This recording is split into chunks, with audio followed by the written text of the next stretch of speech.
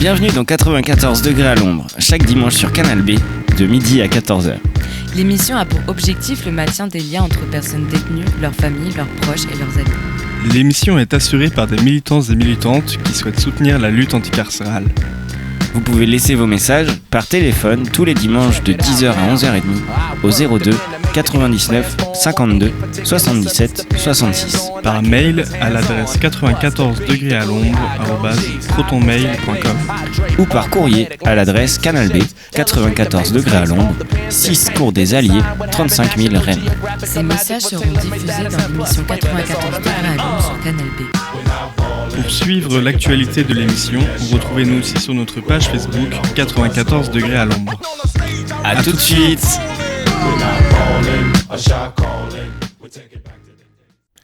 Salut tout le monde qui nous écoute à la radio, mais aussi en podcast, parce que oui, on est sur les plateformes de streaming, du coup on peut dire bonjour. Hello. Coucou. Salut, moi c'est Camille. Moi c'est Tim. Et moi c'est Sauterelle. Voilà, donc deuxième partie d'émission, et on vient de finir les dédicaces musicales pour faire du lien avec les personnes qui sont enfermées. Et là on va basculer sur le point info, c'est-à-dire qu'on va débattre, débunker, je sais pas, tout ce que vous voulez, on va parler de l'actualité, on va parler de ce qui nous touche dans nos vies et sur ce quoi, je sais pas si c'est français, mais sur les trucs sur lesquels on milite. Sauterelle, est-ce que tu veux nous faire un petit sommaire, nous dire de quoi, qu'est-ce qu'on va causer ? Oui, alors déjà on voulait commencer par parler de plusieurs décès qu'il y a eu les derniers mois à la prison pour hommes de Vezin-le-Coquet. De la mort de Alexis, de José Kembo et de Kevin Boudou. Voilà. On a essayé de chercher quelques infos, mais en fait le fait qu'on ait autant de mal à trouver des articles, on trouve que c'est assez révélateur aussi du fait que en fait on a un peu rien à foutre des gens qui meurent en tôle. Voilà. Ensuite, il y a 2 jours, c'était les 2 ans de la mort de Naël. Donc on va en profiter pour vous en reparler un peu, lire le communiqué qui avait été écrit par sa mère, je pense, ou en tout cas ses proches. Voilà. Ensuite, sur une note plus joyeuse, on va vous passer 5 minutes de reportage qu'on a fait pendant la fête de la musique la semaine dernière, quand on avait fait un concert et parloir sauvage. Voilà, puis on a vos avis à vous demander. Et aussi, on voulait faire un petit point parce qu'on nous a dit que les radios n'étaient plus cantinables au CPH de Vezin. Donc on voulait vous en parler et puis peut-être vous demander plus d'infos. Voilà, j'espère que ça vous plaît comme sommaire. Merci beaucoup. Oui, ça me plaît. Et du coup, peut-être qu'on peut commencer avec plusieurs décès qui sont survenus au CPH, Centre pénitentiaire pour hommes, de Vezin, donc juste à côté de Rennes. C'est pas très joyeux comme point info, c'est bien de vous prévenir, quoi, et en même temps c'est la réalité de ce qui se passe en prison aussi. Il y a 7 fois plus de suicides ou de morts suspectes en prison qu'à l'extérieur, et parmi ces 7 fois plus, il y en a encore 7 fois plus dans les lieux d'isolement, donc au mitard, au quartier d'isolement, quoi, et ce qui donne une mort toutes les 2 à 3 jours en prison en France. Et du coup, Vezin, ça fait pas exception à ça, quoi. Comme tu le disais, il y a eu le décès d'Alexis qui est survenu il y a 2 semaines environ. Ouais, c'était le 14 juin. Et donc, Alexis, il a été tué par son co-détenu. Donc, nous, ce qu'on a réussi à comprendre en lisant les articles un peu merdiques, c'est que donc Alexis souffrait d'incontinence fécale. Et donc il était en cellule avec son co-détenu, et donc ça faisait plusieurs semaines qu'il se faisait violenter par son co-détenu qui supportait pas les odeurs. Et donc alors c'est pas dit dans les articles, mais en fait on se doute que les matons ils ont dû bien voir que Alexis il allait pas bien, il se faisait taper, et à la fois aussi son co-détenu en fait appelait à l'aide et demandait à être changé de cellule parce qu'il pouvait plus supporter ça. Et donc rien n'a été fait, et donc Alexis il est mort le 14 juin du suite de ses blessures. Ouais, et je sais pas ce que vous en pensez, j'ai l'impression qu'il y a un truc que c'est pas du tout un truc fortuit, de hasard inexplicable quand on enferme plusieurs personnes dans 9 mètres carrés dans les conditions qu'on connaît, c'est-à-dire avec 1 heure de sortie, peut-être 2 heures par jour, et voilà, c'est évident et complètement normal qu'il y ait des actes de violence qui surviennent dans ces conditions-là. Et et ça me fait quasiment dire que c'est un truc conscient aussi. On sait que ça va arriver quand on enferme des gens, et que du coup on peut pas même s'étonner que ça arrive, qu'il y ait des personnes qui pètent un câble, parce que potentiellement tout le monde pèterait un câble dans ces circonstances, quoi. Pour moi, la prison, c'est une institution qui est violente, l'institution carcérale, et qui détruit des vies, qui prétend réparer la société et faire le bien, mais en vrai, la vérité, c'est que plutôt ça aggrave l'état dans lequel est la société, ça résout rien, et c'est pas pour rien que le taux de mort et le taux de suicide en prison, il est beaucoup, beaucoup, beaucoup plus élevé qu'ailleurs. Et on vous dira que c'est parce que c'est des personnes violentes, des personnes instables et tout, mais la vérité, c'est que c'est la prison qui crée ça. Du coup, n'importe quelle mort, qu'elle soit intentionnelle de la part des matons, ce qui arrive, mais la plupart des morts sont pas forcément, en tout cas, sont pas jugées intentionnelles. Mais pourtant, moi, je pense que ça change pas grand-chose, et dans tous les cas, ça reste, je sais pas si on peut appeler ça un meurtre, mais en mode, c'est l'institution qui te tue à petit feu et qui te pousse à faire de la merde, si c'est pas eux qui te tuent directement, quoi. Ouais. Pardon, vas-y. Non, je pense que j'ai vu que la famille d'Alexis est en train d'essayer de faire des démarches justement pour qu'il y ait réparation. Alors après c'est peut-être les articles qui le présentent comme ça, plutôt que la personne qui a tué Alexis soit condamnée. Je pense que, moi je me permettrai pas d'émettre de jugement sur ce que la famille souhaite, et je pense que, on a beaucoup d'empathie pour la peine qu'ils doivent être en train de traverser. Voilà, mais je pense que pour qu'il y ait vraiment justice pour Alexis, en fait, faut qu'il y ait plus de tôle. Et que quand même moi je pense que le principal c'est ce que tu disais, Camille, quoi. Le principal responsable de ce décès, c'est la prison. Ouais. Voilà. Mais du coup, justice pour Alexis.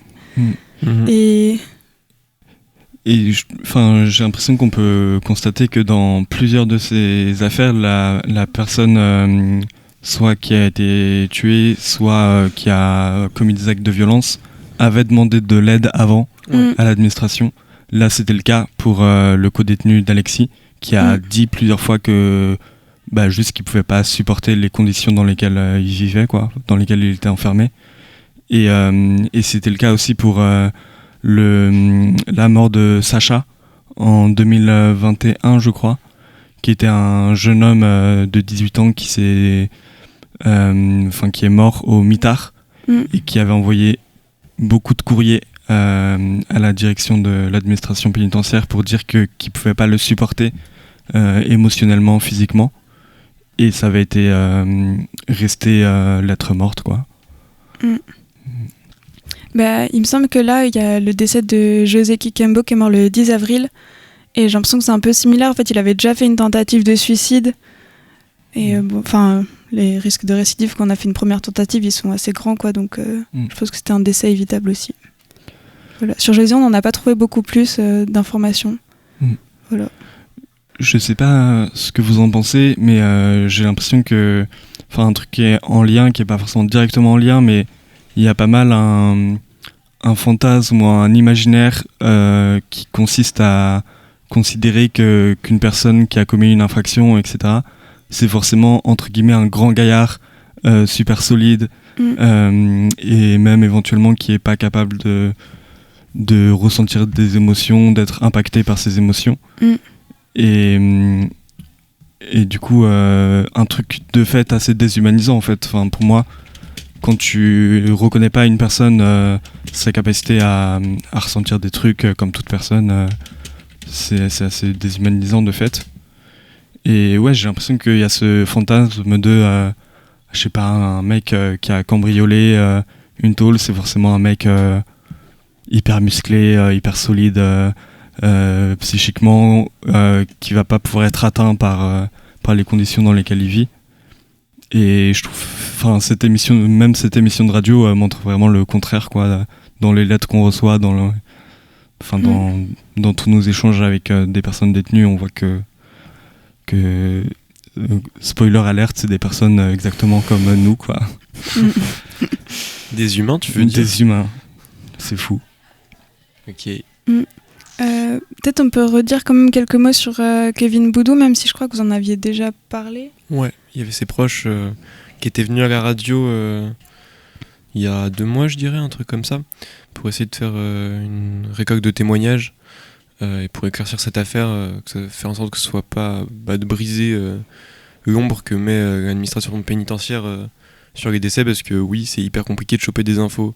Comme par hasard, il n'y a aucun enregistrement, les caméras ne marchent jamais. Ouais.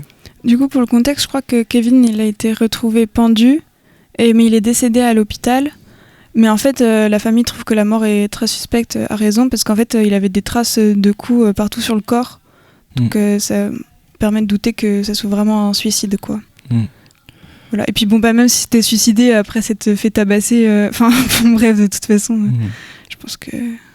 Voilà. Ouais. Et vous pouvez retrouver justement cet entretien qu'on a fait avec les proches de Kevin Boudou dans nos podcasts. Voilà, c'est écrit dans le titre, je pense. Et si vous avez les moindres informations par rapport à ça, contactez-nous. On se chargera de faire du lien. Voilà. Peut-être qu'on peut dire aussi, je sais qu'après on avait prévu de parler du meurtre de Naël, puisque ça fait 2 ans que ça arrivait. Et j'ai l'impression que ça a vraiment sa place aussi dans notre émission, parce que c'est exactement les mêmes mécanismes de violence qui sont en cause quand un flic tabasse ou tue quelqu'un, ou quand un maton tabasse ou tue quelqu'un. Et je pense que c'est peut-être cool de le dire, parce que j'ai l'impression que dans les milieux de gauche, pas tous mais certains, il y a beaucoup plus de facilité à soulever la question des violences policières et même de la critique de la police que de celle de l'enfermement et des violences carcérales, alors que dans les 2 cas, c'est l'État qui opprime des populations pauvres, racisées, souvent minorisées, et que c'est les mêmes violences en fait. Ouais, carrément.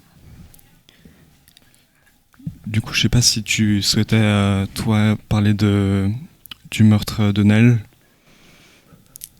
Je crois qu'il y avait un texte, un communiqué. Ouais, je pensais plutôt à lire un communiqué que j'ai trouvé sur le compte Instagram Justice pour Naël, qui est tenu par ses proches. Je pense que ça sera plus complet. Donc ce communiqué, il a été écrit il y a 2 ans, mais je pense que ça permet de bien comprendre la situation. Naël, 17 ans. Assassiné par les forces de l'ordre à Nanterre le 27 juin 2023. Le refus d'obtempérer est avéré quand un policier se trouve à l'avant ou à l'arrière du véhicule, lorsque sa vie ou celle d'autrui est en danger, et qu'il était sur le point de se faire écraser. Or, le véhicule est bien à l'arrêt lors du contrôle. Les policiers sont sur le côté. Même s'il avait donné un coup de volant, il aurait percuté le mur et non pas les policiers. Après avoir menti sur la version des faits et avoir osé déclarer que Naël avait tenté de les écraser, ce qui est totalement faux, nous avons eu la chance d'avoir des vidéos très explicites qui prouvent tout le contraire, où nous avons pu constater que l'un des policiers donne plusieurs coups de crosse à Naël alors qu'il est à l'arrêt. Il le braque en plein thorax et à bout portant en le menaçant de lui mettre une balle et lui tire dans le cœur sans hésiter, sachant que le policier a déclaré « Quand j'ai vu son visage, j'ai su qu'il n'avait pas le permis, que c'était un enfant. » Donc, il était parfaitement conscient de ce qu'il faisait. Il était conscient qu'il allait enlever la vie à un enfant. Il était conscient qu'en tirant sur Naël, il perdrait le contrôle du véhicule et qu'il irait s'écraser quelque part. Dieu merci, il n'y a eu aucun autre dégât, mais qui sait où le véhicule aurait pu finir sa course. Il l'a abattu d'une balle dans le cœur ce matin du 27 juin, ce qui nous marquera à vie. Ils ont brisé la vie d'un enfant, d'une maman, d'une famille. Ce sentiment d'impuissance face à eux, ce sentiment d'infériorité et d'inégalité, on n'oubliera jamais. Le meurtre de notre cousin, fils, neveu, petit-fils a été vécu en live dans les médias et relayé en boucle sur les réseaux sociaux avec toutes sortes d'avis et de commentaires. Sachez que malgré votre haine, vos avis et vos propos racistes, on ne vous souhaite même pas une seconde d'être à notre place et de vivre le quart de cette épreuve. On n'oubliera jamais, on ira jusqu'au bout, on t'aime Néné. Merci. Je pense que ça résume vraiment bien la situation. Merci d'avoir lu ça. En vrai. Moi, il y a plusieurs points qui me marquent. Il y a un truc qui rejoint un peu ce que tu as dit sur le fait qu'on déshumanise et on survirilise un peu les personnes en prison ou les personnes qui font face à la police. J'entends beaucoup de collectifs de mères dans les quartiers qui, par exemple, qui parlent du fait que leurs enfants, enfin leurs fils surtout, ils n'ont pas le droit au fait d'être considérés comme des enfants. Et c'est vraiment le cas avec Naël, quoi. C'était un adolescent. Et comme on en parle dans les médias, on dirait que c'est un type hyper dangereux. C'est trop bizarre. Et après, pareil, on voit le message, le mensonge médiatique aussi, comment il marche. Enfin, moi, je sais que du coup, en quelques années, j'avais un peu oublié. J'étais là, oui, peut-être ce truc de refus d'obtempérer, c'était vrai. Bon, ça ne justifie pas le fait qu'il se fasse tuer, mais en fait, là, on voit bien que, en fait, il avait même pas refusé d'obtempérer dans un cadre légal, quoi. Et donc, ça marche hyper bien aussi, je trouve, le mensonge médiatique. Enfin, moi, je me perçois que ça avait marché sur moi. Et puis après, pareil, là, la chance qu'il y a eu d'avoir une vidéo, et que sinon, en fait, c'est le genre de situation dont on peut jamais parler, parce qu'il n'y a jamais de preuves et que c'est jamais les familles et les personnes qu'on croit, on croit toujours à la police. Et tu parlais du fait que les enfants n'ont pas le droit d'être des enfants, notamment les enfants racisés, qu'on va d'abord considérer comme des menaces pour la société et des criminels en puissance. Mais j'aimerais aussi parler du fait que les adultes racisés des quartiers et tout, par contre, eux, on va les infantiliser. On va leur dire que c'est des parents démissionnaires dans ces cas-là. On va leur dire qu'ils envoient pas leurs enfants à l'école et qu'ils font tout pour les allocations. Et que ça serait à l'école républicaine ou à l'État de prendre en charge leurs enfants parce qu'ils en seraient pas capables. Et du coup, ça, c'est un truc que j'ai capté en écoutant Les enfants du bruit et de l'odeur. C'est un podcast que vous pouvez choper, ou même, je crois qu'ils ont écrit des textes et tout. Si vous voulez qu'on vous en fasse parvenir en prison, c'est possible. On peut grave vous envoyer de la docu et tout sur n'importe quel sujet. Du coup, voilà, je trouvais ça intéressant de parler de ça. Ouais. Je pense, peut-être que ça va un peu dans le sens de ce que tu dis, mais aussi un truc où une éducation autre que bourgeoise est toujours mauvaise. Et sur les révoltes qui ont suivi le meurtre de Nel, justement, il y avait vachement ce truc de vous laissez vos enfants sortir le soir et tout. Et en fait, juste laisser-les vivre, quoi. Et voilà. Alors que les enfants de Sarkozy et d'Hollande commettent des giga infractions aussi. Ouais. Et eux, ça sera pardonné parce que c'était un dérapage de jeunesse. Ouais. Alors que s'il y a une émeute dans une cité, là par contre, ça serait un attentat à la République ou je sais pas quoi. Alors que c'est juste des gens qui crient. Parce qu'ils ont que ça à faire.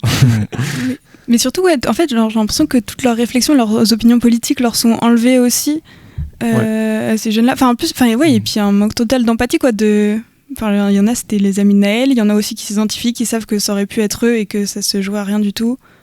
Et on a une capacité à oublier que les gens sont capables de réfléchir et de ressentir des choses, quoi. Ouais. Et du coup, là-dessus, en vrai, il y a eu une giga répression après. Je pense qu'il y a des jeunes, suite à ces révoltes, qui sont encore en tôle, quoi. Enfin, c'était vraiment absurde comment il y en a qui partaient en tôle pour 3 fois rien. Juste, c'était une répression. Ils ont subi Yagred, qui a beaucoup intervenu lors des émeutes, notamment en tirant au fusil à pompe sur les gens, quand même. Avec des bagues qu'ils appellent non létales, mais en vrai, c'est quand même des bagues c'est plein de mini-bagues en plastique qui détruisent des membres, en fait, des visages. Et il y a eu des morts. On n'oublie pas, on pardonne pas. Voilà. Et oui, pour compléter là-dessus, j'ai appris très récemment par Mathieu Régouste que en fait, pendant ces révoltes-là, il y a des officiers israéliens qui sont venus avec la police française, donc à la fois pour observer les techniques de maintien de l'ordre de la France et à la fois pour eux donner leurs conseils de leurs pratiques, quoi. Et bon, je pense que c'est une preuve supplémentaire que la gestion coloniale, notamment dans les quartiers en France, la gestion des quartiers en France, en fait, est très coloniale et très liée avec tous les autres systèmes coloniaux, quoi. Voilà. Et est-ce que ça voudrait pas dire, par hasard, que les anciennes terres colonisées, donc genre par exemple les Kanakis ou même les quartiers populaires, seraient pas des terrains d'expérimentation pour la police? Moi, je me pose la question. Puis du coup, je trouve que ça met vachement en lumière aussi, quand on parle de ces révoltes et tout, le lien qui existe entre la police et la prison et le fait que c'est le même problème, quoi. Et que la prison, c'est vraiment le continuum de l'action de la police, mais que du coup, ça n'a pas tellement de sens de s'en prendre à l'une sans s'en prendre à l'autre, ou de vraiment distinguer les deux. Est-ce que vous voulez qu'on avance un peu dans l'émission? Est-ce que vous avez besoin de parler plus de ce sujet? Je sais pas, je vois que l'heure avance en tout cas. Ouais, je pense que c'est bien qu'on continue. Donc, oui, si vous avez un peu de sous, en vrai, je vous invite quand même à aller regarder toutes les cagnottes des proches des personnes décédées. Souvent, il y a besoin d'argent. Voilà, n'hésitez pas si vous en avez les moyens. Fait une transition, sauf si vous avez une idée de transition pour passer de ce sujet horrible à un sujet vachement plus léger, mais je crois que sinon on va le faire comme ça. Avec nos gros sabots. Donc la semaine dernière, c'était la fête de la musique, et donc on était donc devant le centre pénitentiaire pour femmes au sud de la gare. De Rennes, tout à fait, parce qu'on est à Rennes. Donc on va vous passer notre petit docu, mais avant ça, en fait, il y avait très peu de taulards aux fenêtres, et donc on aimerait un peu vos retours, si c'est possible, sur ce qui s'est passé. Alors soit peut-être que le concert ne vous intéressait pas du tout, vous avez le droit, n'hésitez pas à nous le dire, comme ça on ne refera pas de la même façon, vous pouvez nous dire s'il y a des artistes que vous avez envie de voir, d'autres choses quoi. Et si vous n'étiez pas là contre votre volonté, n'hésitez pas à nous dire pourquoi, pour qu'on essaye de trouver des solutions pour une autre fois. Donc peut-être au début il y avait encore les parloirs, peut-être on vous a mis des activités, on ne sait pas bien. Voilà, donc n'hésitez pas à communiquer avec nous pour qu'on fasse au mieux les prochaines fois. Ce que je vous propose, c'est qu'on écoute cette espèce de duplex qu'on a enregistré sur place, et après du coup on essaie de débriefer, de faire un petit bilan de ça, genre de voir ce qui a été, pas été. Voilà. Je vous lance les petits enregistrements du coup. Let's go, concert sauvage. Nous détruirons toutes les prisons, et mur par mur, et pierre par pierre. Nous détruirons toutes les prisons. Allez, du bruit. Et mur par... Bon, aujourd'hui c'est la fête de la musique. Comme on le sait bien, la fête c'est politique. Occuper l'espace public, s'y rassembler, y danser, y balancer du gros son et le faire gratuitement, tout ça c'est politique. Voilà, aujourd'hui c'est la fête et on la fera bien. Aujourd'hui on ne laissera personne de côté. Il n'y aura pas de fête de la musique sans les personnes incarcérées. Pierre par pierre, mur par mur, nous détruirons toutes les prisons. Pierre par pierre, mur par mur, nous détruirons toutes les prisons. Pierre par pierre, mur par mur, nous détruirons toutes les prisons. Ok, la prison et toute forme d'enfermement en général n'est pas une solution, ça on le sait. C'est un problème en soi, un engrenage qui ne fait qu'aggraver ce qu'il prétend réparer. À quel moment on peut se dire qu'enfermer des gens 1, 2, 5 ou 10 ans, sans aide, sans accès à l'extérieur, sans rien, ça allait les changer et les empêcher de recommencer? À quel moment on a oublié que la majorité des crimes et des délits sont commis parce que la société c'est de la merde?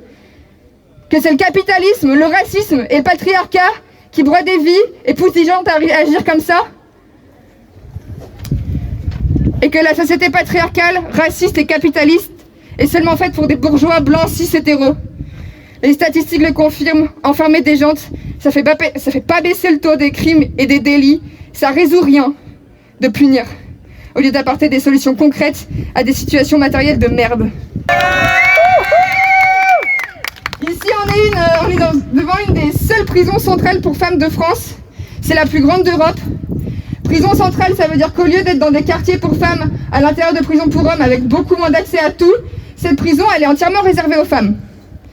Mais comme c'est une des deux seules en France, ça fait que c'est beaucoup plus difficile pour les proches de rendre visite aux personnes incarcérées ici, car elles doivent faire des centaines de kilomètres pour venir les voir. Donc voilà, maintenant on s'adresse à toutes les personnes détenues qui nous entendent là. On est là aujourd'hui, on a ramené la fête à vous pour vous montrer notre soutien et pour vous montrer qu'on vous oublie pas. On espère que vous nous entendez. Vas-y, faites du bruit là. Allez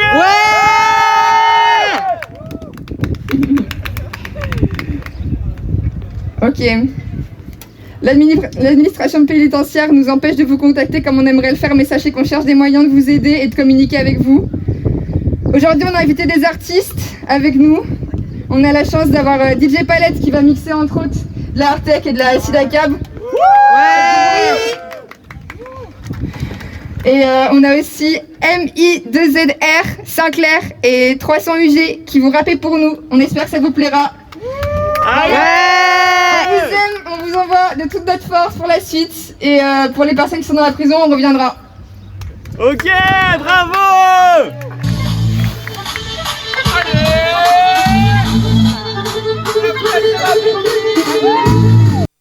C'est le métier le plus abominable qui est. Quand il porte son uniforme, c'est un code.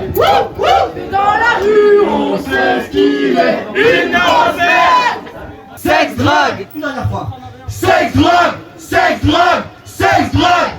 j'allume la drogue, on s'y remet. Sexe, drogue, yeah. Donc vous avez bien compris, sexe et drogue, rien d'autre. Allez.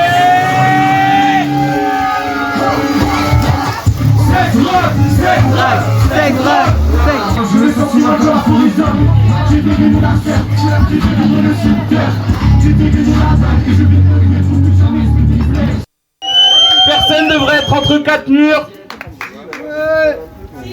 3, ça suffit largement. Sarkozy, les fachos, Et nique tout. Sarkozy, on en a marre de Sarkozy. Ah non, c'est fini ça. Otario, bien chaud. Merci beaucoup Sauterelle pour avoir fait ce petit montage audio, et c'est elle qui a fait l'enregistrement sur place. Pour nous c'était un peu un moyen de, sans doute parce que c'est le CPF, le Centre pénitentiaire pour femmes, il est vraiment très grand, c'était compliqué de rentrer en contact avec vous, donc pour nous c'est aussi une manière de vous montrer ce qui s'est passé si vous n'avez pas pu écouter. Voilà. Je sais pas si vous avez des choses à dire, un bilan à faire de tout ce qui s'est passé. Comme tu le disais, on n'a pas vu grand monde aux fenêtres et tout ça, du coup on voulait savoir s'il y avait une raison de votre côté ou pas, et comme ça on peut faire mieux pour les prochaines fois et tout.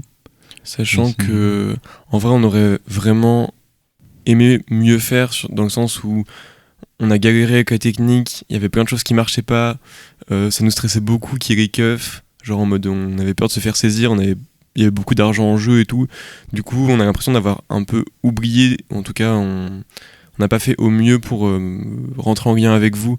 On a fait genre 2 appels au mégaphone, mais peut-être c'est pas suffisant quoi, et sachant que le vent était dans le mauvais sens, du coup c'était compliqué de vous entendre.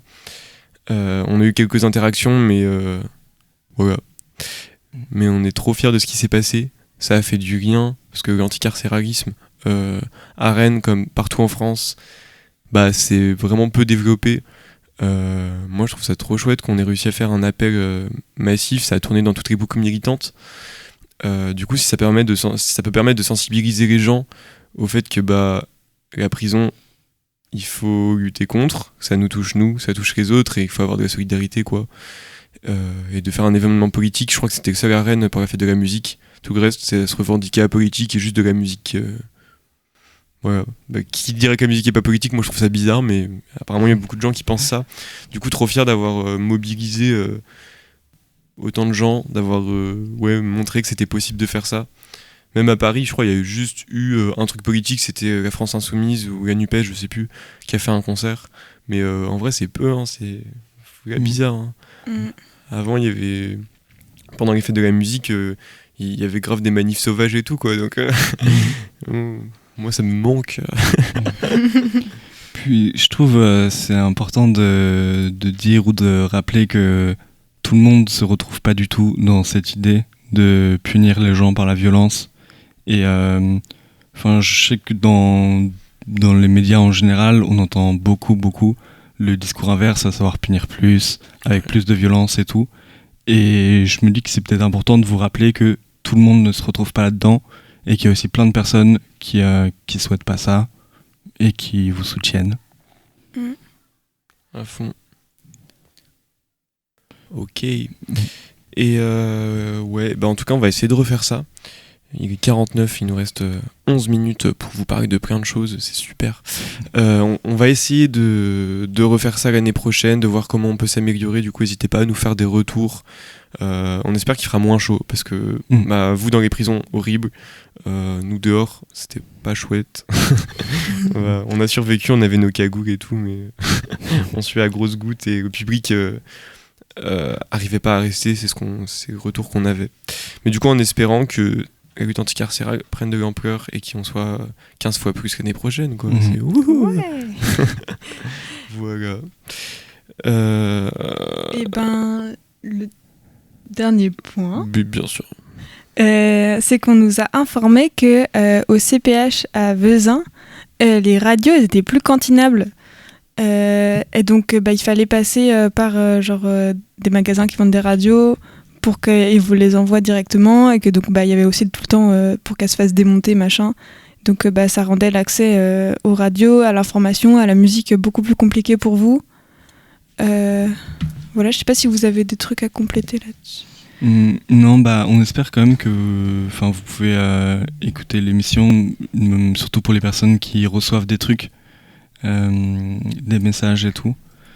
Et de toute façon, la cantine, j'ai l'impression qu'il y a plein de trucs à dire pour les personnes qui le savent pas trop, et encore plus peut-être pour les personnes qui pensent qu'on paye tout aux détenus et tout.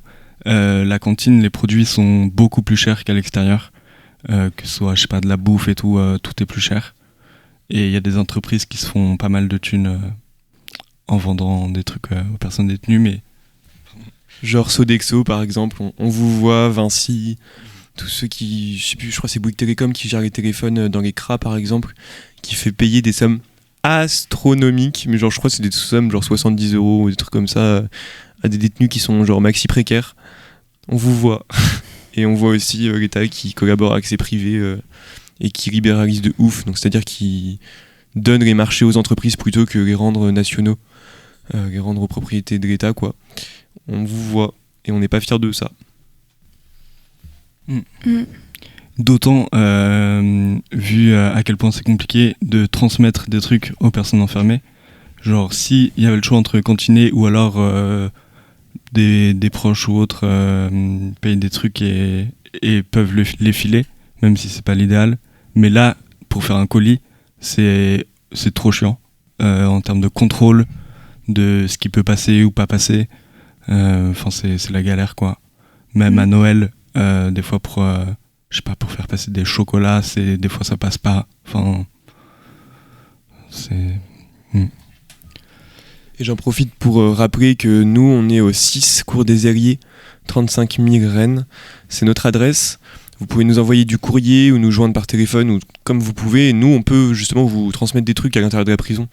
On pourra pas, bien sûr, vu que on est une identité publique, on peut pas transmettre des trucs pas légaux, quoi. Ça nous retomberait dessus. Mais par contre, tout ce qui est lecture, faire du lien avec vous, toutes vos demandes, on peut faire en sorte de faire au mieux pour faire ce que vous demandez, quoi. J'espère que c'était clair. Voilà. Je redis l'adresse, 6 Cours des Alliés. Et ce qu'on dit le numéro de téléphone, mais comme ça c'est notre point info. Le numéro de téléphone, prenez vos crayons, c'est 02 99 52 77 66. Je sais pas si on a bien entendu, vu que c'est des micros qui vont que dans une direction. 02 99 52 77 66. Trop bien. Et on avait aussi une personne un peu qui vient pour la première fois dans les studios et tout. Et cette personne fait un podcast qui a l'air trop cool. Je sais pas si tu voulais en parler. Ouais. Vas-y, on te file le micro. Ok. Mets bien ta bouche proche du micro et ça va le faire. Ok, trop bien. Donc bonjour tout le monde. Ça fait un petit temps que j'écoute le podcast et ça me fait vraiment plaisir d'être ici, de voir un peu l'envers du décor, et c'est cool d'avoir des ressources par rapport à l'anticarcéralisme parce qu'il n'y en a pas beaucoup. Et du coup, juste mon podcast s'appelle Call Me Dash et j'essaye de parler de pas mal de sujets différents, notamment de l'adoption internationale, du drag, de la queerness comme le polia par exemple. Mais voilà, et d'inviter aussi des personnes qui sont concernées pour pouvoir discuter de ces sujets-là, qui finalement on n'a pas forcément de ressources quand on n'est pas dans des sphères par exemple militantes ou queer. Du coup, c'est cool de pouvoir le rendre aussi accessible pour des personnes qui n'ont pas toujours les codes, qui connaissent pas très bien. Donc n'hésitez pas à venir et aussi à me faire des retours parce que j'aimerais bien aussi pouvoir créer plus de discussions, parce que c'est pas juste moi qui parle avec mon micro ou juste 2-3 personnes que j'invite avec qui on parle.